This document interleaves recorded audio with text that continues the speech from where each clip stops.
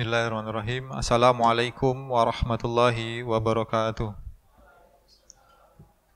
Alhamdulillahirabbil alamin. Alhamdulillahilladzi arsala rasuluhu bil huda wa dinil haq liyuzhirahu 'alad dini kulli wa kafa billahi syahida. Asyhadu an la ilaha illallah wa asyhadu anna Muhammadan abduhu wa rasuluhu la nabiyya ba'da. Bapak, Ibu, jamaah sholat Isya dan insya Allah sholat Tarawih Masjid Al-Furqon Palembang. Alhamdulillah pada malam hari ini, malam yang ada yang ke-11, ada yang ke-12 ya. Sama berarti ada mungkin yang di sini yang ke-12 ya. Alhamdulillah kita sudah memasuki 10 malam yang kedua ya dari puasa Ramadan kita. Mudah-mudahan 10 malam yang lalu ya, ibadah kita mudah-mudahan akan diterima oleh Allah Subhanahu wa taala, dan di 10 malam yang kedua ini mudah-mudahan ibadah kita semakin meningkat, bukan semakin menurun, karena memang ada ulama yang mengatakan biasanya 10 malam pertama itu pemanasan dulu ibaratnya itu biasanya kan kalau kita yang tidak biasa berpuasa 10 hari pertama itu biasanya berat ya. Dalam artian untuk menahan lapar ya. Tetapi kalau yang sudah biasa berpuasa insya Allah akan kuat ya, atau akan terbiasa, karena memang cuaca hari atau pekan-pekan ini ya sangat panas ya, dan alhamdulillah tapi di malam hari hujan ya, itu berarti berkah juga dari Allah Subhanahu wa taala. Siangnya panas, malamnya hujan, dan mudah-mudahan berkah juga buat kita sehingga nanti di malam selanjutnya kita akan lebih bersemangat lagi untuk beribadah kepada Allah Subhanahu wa taala. Seperti yang sudah disampaikan oleh ustadz-ustadz sebelumnya, banyak hal yang bisa kita lakukan di bulan Ramadan ini, karena di bulan Ramadan pahala amalan kita itu akan dilipat gandakan oleh Allah Subhanahu wa taala. Oleh sebab itu kita tentunya memaksimalkan ya 20 malam selanjutnya untuk lebih ya memperbanyak lagi ibadah. Yang tadinya mungkin tilawahnya hanya 1 lembar 1 hari, kita tingkatkan menjadi 2 lembar. Yang sudah 2 lembar jadi 3 lembar. Atau mungkin yang sudah 1 juz, sudah 2 juz 1 hari, bisa ditingkatkan untuk lebih dari itu. Karena itulah hakikat berpuasa, terus menambah sampai nanti ke 10 malam terakhir kita meraih malam Lailatul Qadar ya. Karena untuk mencapai malam Lailatul Qadar tidak hanya di 10 malam itu, tetapi awal-awal Ramadan kita sudah memulainya lebih dahulu. Bapak Ibu jamaah sholat tarawih, banyak hal ya amalan-amalan yang harusnya kita lakukan.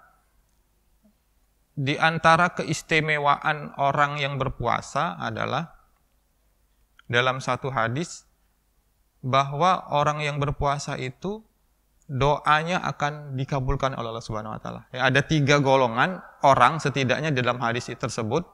Ada 3 golongan orang yang doanya akan dikabulkan oleh Allah Subhanahu wa taala. Yang pertama adalah pemimpin yang adil.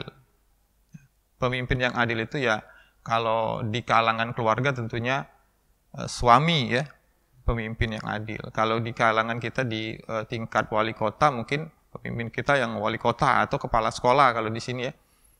Apabila dia berlaku adil kepada rakyatnya atau yang dipimpinnya, insya Allah doanya dalam hadis tersebut akan diijabah oleh Allah Subhanahu wa taala, akan dikabulkan, atau apabila dia berdoa bersungguh-sungguh, insya Allah akan dikabulkan oleh Allah Subhanahu Wa Taala. Seperti itu salah satu orang yang doanya akan dikabulkan. Yang kedua adalah orang yang berpuasa. Mulai dari dia setelah sahur, sholat subuh, sampai ke dia berbuka. Itu ketika dia berdoa, maka insya Allah Allah akan mengabulkan doanya. Tentunya doa orang-orang yang betul-betul berpuasa. Mungkin di ustadz-ustadz sebelumnya sudah menyampaikan bagaimana kita memang betul-betul menjadi orang yang betul-betul berpuasa, ya. Bukan hanya menahan haus dan lapar saja. Karena banyak hal-hal yang menggugurkan pahala puasa kita, ya. Mungkin kalau salah satunya adalah ghibah gitu ya, membicarakan orang lain, banyak bercanda. Nah, itu juga mengurangi pahala puasa kita. Dan yang ketiga, doa yang akan dikabulkan itu adalah doa orang yang terzolimi, ya. Itu setidaknya di hadis tersebut ada 3 doa orang yang akan dikabulkan oleh Allah Subhanahu Wa Taala. Dan sebenarnya kalau di luar hadis tersebut ada hadis-hadis yang lain, ada 7 sebenarnya. Selain itu seperti misalkan doa anak yang soleh. Kemudian, nah ini juga kesempatan karena doa kita ada selain doa yang orang berpuasa, sebenarnya doa kita adalah mendoakan orang lain tanpa sepengetahuan orang tersebut. Misalkan kita mendoakan sahabat kita, mendoakan saudara kita, mendoakan bapak ibu kita tanpa dia mengetahuinya. Jadi ketika kita berpuasa akan 2 kali lipat kekuatan doa kita.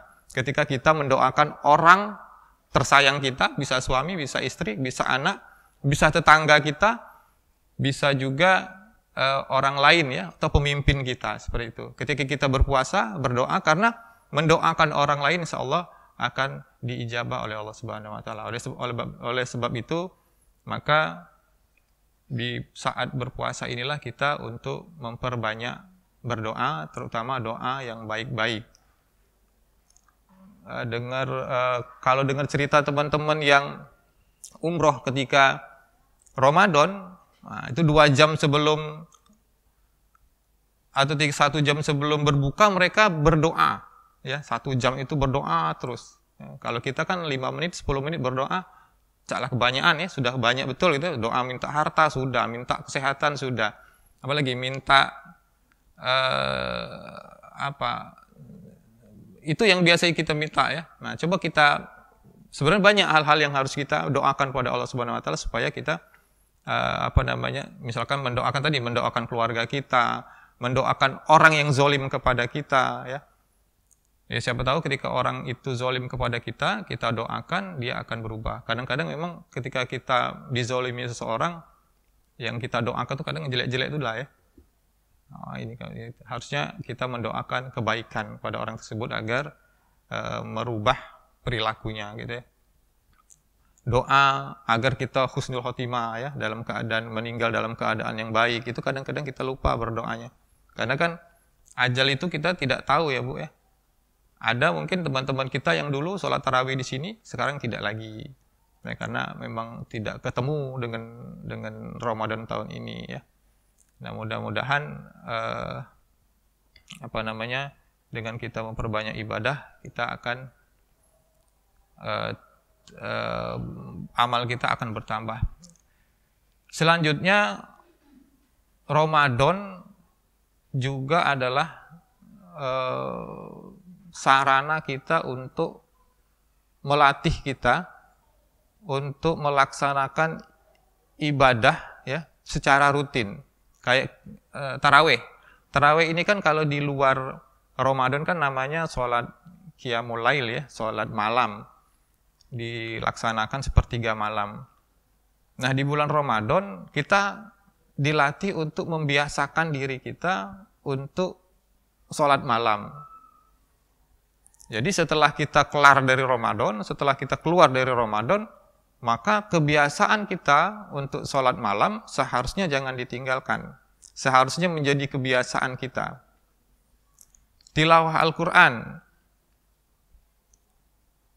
Kita di bulan Ramadan diminta atau berlomba-lomba untuk memperbanyak bacaan Al-Quran. Karena memang pahalanya akan berlipat ganda. Ya, jadi kan kalau di luar Ramadan satu ayat itu satu huruf dihitung 3 kebaikan kalau tidak salah ya, 3 kebaikan. Kalau baca Bismillah ada 10 huruf jadi 30 kebaikan. Sementara kalau di bulan Ramadan menjadi 100 kebaikan gitu ya, berlipat-lipat ganda. Nah, ketika di luar Ramadan, setelah Ramadan, maka kebiasaan kita untuk tilawah Al-Quran itu kalau bisa jangan ditinggalkan. Jadi tadi sholat malam, kemudian tilawah, kemudian apa lagi? Bersedekah. Nah, bersedekah ini juga banyak orang yang di bulan Ramadan itu banyak bersedekah. Mulai dari memberikan takjil, kemudian diakhiri dengan zakat fitrah. Nah, kebiasaan untuk berinfak ini seharusnya ketika kita melatihnya di bulan Ramadan, ketika di luar Ramadan juga jangan kita tinggalkan.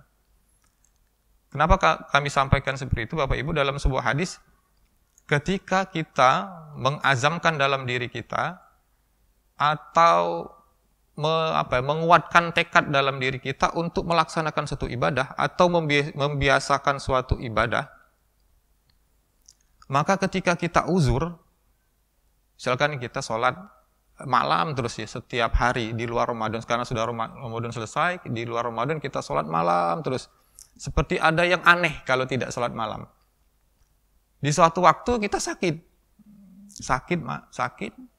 kemudian pada malam itu mungkin kita minum obat, tidur nyenyak sampai subuh azan baru bangun, kelewatan sholat malamnya, maka pada malam itu Allah akan memberikan pahala kepada kita seperti kita sudah melaksanakan sholat malam tersebut. Seperti itu. Jadi dalam riwayat dikatakan ketika seorang sahabat uzur, ketika itu dia melaksanakan perjalanan jauh dan dia biasa melaksanakan puasa sunnah, dia mengadu kepada sahabatnya, aku tidak bisa puasa hari ini karena perjalanan, karena safar. Boleh kan, tidak diperbolehkan. Maka dia sampaikan hadis tersebut bahwa ketika orang dalam keadaan uzur, safar ataupun sakit, maka kebiasaan dia melaksanakan ibadah, insya Allah pada saat itu walaupun dia tidak melaksanakan ibadah tersebut, maka pahalanya akan sama ketika seolah-olah dia melaksanakan ibadah tersebut. Nah, mudah-mudahan Ramadan ini menjadi momentum kita untuk membiasakan diri kita. Ibadah-ibadah di bulan Ramadan tetap kita laksanakan, kita azamkan dalam diri kita untuk tetap kita laksanakan di luar Ramadan. Mudah-mudahan bermanfaat, itu yang bisa kami sampaikan. Billahi taufiq wal hidayah. Wassalamualaikum warahmatullahi wabarakatuh.